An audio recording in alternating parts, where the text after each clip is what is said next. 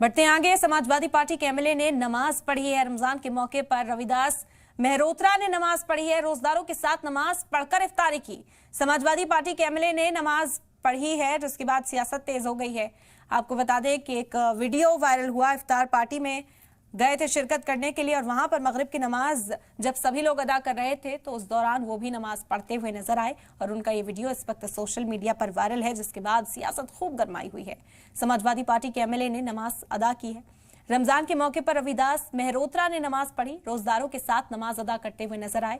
आपको बता दें कि पहले इफ्तारी प्रोग्राम में उन्होंने हिस्सा लिया, इफ्तार किया और उसके बाद नमाज अदा करते हुए दिखाई दिए समाजवादी पार्टी के एमएलए, जिसके बाद से अब सियासत तेज है। आपको बता दें कि उत्तर प्रदेश के अंदर समाजवादी पार्टी लगातार अखिलतों की आवाज बुलंद करती है। समाजवादी पार्टी का कहना है कि अखिलतों को साथ लेकर चलना ही उनकी पार्टी का एजेंडा है, लेकिन ये कदम और आगे बढ़ाया समाजवादी पार्टी के एमएलए ने, जो नमाज पढ़ते हुए अखिलतों के साथ नजर आए हैं।